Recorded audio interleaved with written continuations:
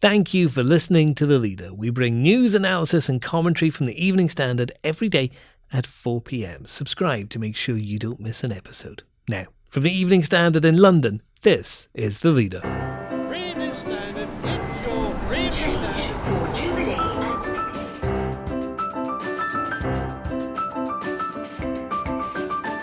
Hi, I'm David Marsland. What would happen if London was hit by a coronavirus pandemic? Several doctors have looked at the risk of the underground network spreading the disease very, very quickly. Features writer Sam Fishwick talks to The Leader as some doctors say the city's underprepared to tackle the disease. Also, there are going to be a number of big show highlights, but for me the main thing is just getting out there, getting out to see what the designers are creating this season and the energy and verve that we see, and obviously the creativity that comes from the heart of the capital as well, because London is the most creative city in the world. ES Magazine editor-in-chief Laura Weir on London Fashion Week, which launched with a call for more sustainability.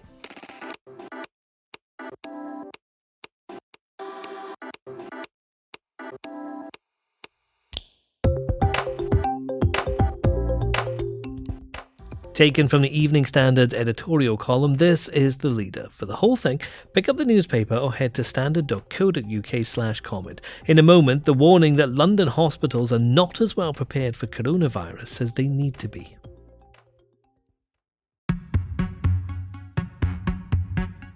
There are only 9 confirmed cases of coronavirus in the UK, and all of them contracted the illness outside of the country. At the moment, it appears contained here, but that may not last. Around 250 people, including MPs, who went to a conference at Westminster earlier this month, have been warned one of the attendees has been diagnosed with the virus. They've all been told to stay indoors and avoid contact with people if they develop symptoms. Public Health England insists the risk remains low. But what would happen if coronavirus does begin to spread? The Grassroots Doctors Association UK says some trusts are reporting a lack of basic supplies, including face masks in at least one case. Could a city like London cope? Our features writer Sam Fishwick's been looking at that question, and he's with me now. Sam, what preparations are in place? Well, one of the first lines of defence in any pandemic is really strategy. There is an internal group set up by the Mayor's Office and the GLA, who are the Greater London Authority, led by Fiona Twycross, with the name the London Resilience Forum. They meet twice a week to monitor the effect of this health scare on London.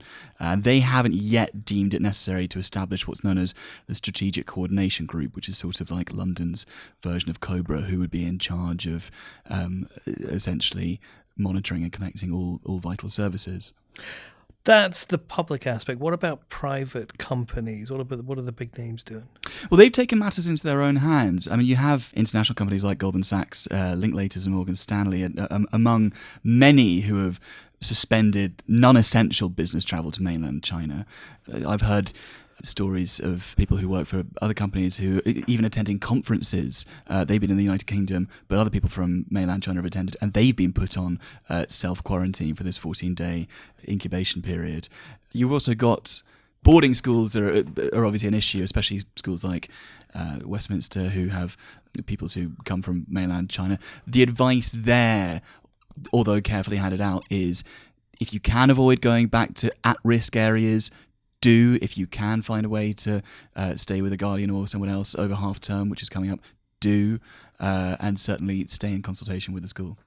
But once it gets through, how does it spread? Where are the major concerns in a city like London? Well, the major concerns are obviously we have some of the best transport links in the world.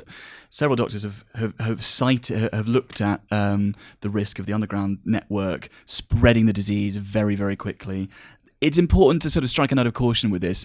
Coronavirus can live on items such as tube poles for up to 2 hours, but taking precautionary measures, washing your hands for 20 seconds or with a sanitizer that has 60% alcohol, these are the sort of things that people are being advised to do. If I stick a face mask on, am I immune from coronavirus? You're not immune from coronavirus. And this is something that there's a lot of backlash against the sort of face mask culture. You know, people are going out and spending £36 to bulk buy face masks. The kind of cloth face mask that people are wearing, they're the kind you see in hospitals, and obviously the protocols that people follow in hospitals are very rarely followed by people in public. So you have to change them, you have to apply them properly, you have to take them off. And studies have shown that the more people come to rely on face masks in public, the less they keep up with good habits, hand washing, not touching your mouth, nose and face. There's a sort of sense of security, a false security that comes with putting these on that is actually detrimental to good public health. And certainly complacency is something that officials are very watchful for, are worried about. The best thing you can do at the moment is start to adjust your behaviours, start to adopt good habits. The risk is still very low in London. We've had one confirmed case. That's 9 patients overall from a population of 66 million in the UK. And as one doctor put it to me, you've got more chance of being struck by a meteorite at the moment than you do of catching the coronavirus. But if that situation were to change, if it does become an epidemic or a pandemic within the United Kingdom, then you will have started to build up good habits. You will have started to build up effective ways of keeping yourself as far out of harm's way as you can be. Now, Sam, you've been looking at this over the last few days. You've studied it comprehensively. You've spoken to some of the world's leading experts in coronavirus and how infections spread. Will you get on the tube? I will certainly be getting on the tube when I need to, David. I cycle every day, so I'm my own island. But I've got no qualms about getting on the London Underground apart from the rush hour crush. Next. There's a lot of activity, a lot of buzz, and it is really fun. It's social and it's inspiring too. ES Magazine Editor-in-Chief Laura Weir talks to the leader about London Fashion Week. London Fashion Week is strutting back into the city, bringing all the glamour you'd expect, and also a conscience. A call's been made on launch day for the industry to come together to tackle sustainability. Figures suggest fashion makes up 10% of the world's carbon emissions, and about 85% of all clothing is thought to end up in landfill every year. The British Fashion Council, which runs the event, says there's a challenge to be faced with creativity, and our editorial column thinks it can be overcome. London Fashion Week begins with eager anticipation about the new trends that will emerge on the catwalk in the coming days. But there'll be much else of importance happening too, as the call today by the head of the British Fashion Council for the industry to tackle environmental sustainability illustrates. She's right to highlight this need, and it's good to see fashion's creative talents being enlisted to join the battle to protect the planet. It's also worth remembering how important this £30 billion a year industry is to our economy. Visual excitement might be guaranteed, but money and a green agenda mean this week's event is very much serious business.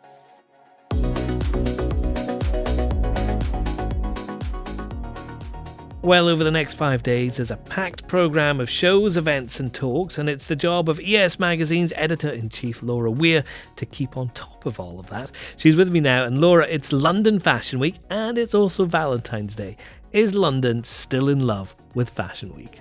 I think absolutely. I think this is it's the twice yearly infatuation with all things fashion that descends onto the capital, and the public are now able to get behind it because so much of London Fashion Week now is public facing. And certainly as a magazine, at ES Magazine, we love this time of year. We're at all of the shows, we're representing the title in a big way, and we also distribute the magazine at the shows as well. So it's a big time of year for everyone. And as a magazine editor, it must be great to get access to people. Who's on your front cover this week? So this week on our front cover, we've got Mia Goth. You may know her from Nymphomania. She also was married to Shia LaBeouf as well. She lives in LA now, but she's by way of Southeast London. So we shot her in LA, and she's given us a very kind of open, brilliant interview. She speaks about lots of things: politics, love, fashion and acting as well, and gives a few kind of exclusive news lines as well. So yeah, great piece for her on the magazine cover this week. If you could pick one thing that you're most looking forward to over the next few days, what would that be? Are you allowed to pick one day? Do you have to? I'm not really allowed to pick one day because I have to ambassadorially support, and I do so with pleasure, everyone's efforts across the schedule of Fashion Week. There are going to be a number of big show highlights, but for me the main thing is just getting out there, getting out to see what the designers are creating this season, and the energy and verve that we see, and obviously the creativity that comes from the heart of the capital as well, because London is the most creative city in the world. One thing that can't be avoided this year, although we all are trying to, is coronavirus, which has impacted on London Fashion Week this week, hasn't it? Yes, it's impacted quite heavily. We're going to see, less, if any, Chinese fashion press attending the shows, and obviously there's a sort of triumvirate of difficulties that coronavirus has brought. So people in China aren't shopping, people aren't travelling out of China to shop, and nor are people going to China to spend either. And then alongside that we're seeing the movement of fabric being affected, and also the movement of people. So of course it's quite a heavy duty issue. Probably nothing has affected the fashion industry like this since 2008. So it's something we've definitely taken quite seriously at the magazine. We've done a big investigative piece this week on it, and so I will be kind of eyes peeled to see how it really affects Fashion Week over the next few days. So obviously that's clearly going to be impacting on Fashion Week itself. Will that influence continue through the year if we have, fabrics not being able to be transported, if we have buyers not being able to come in? Is it going to have a big impact beyond Fashion Week itself? Well, the analysts and kind of big chief execs in the luxury companies are suggesting that the impact of coronavirus and how deep that impact goes and how long it runs is entirely dependent on how long this virus lasts, in terms of reaching pandemic proportions, and whether they manage to develop a cure and kind of stop it in its tracks. So it's very much watch this space. Obviously I'm hoping, as everyone else is, that it's managed as quickly as possible and the effects won't be catastrophic. However, we just need to see how it pans out. But the event itself remains a massive celebration of all things that are fashion. Clearly it's very stressful for the people who are behind all these things, but is it fun? It's really fun. It's kind of a merry-go-round. Everyone's pulling up to shows, arriving, saying hi to friends, old familiar faces, and then we all kind of feel like settle into the season watching the shows. Everyone's looking at the outfits, the creativity, who's moving where, and it is really fun. It's social and it's inspiring too.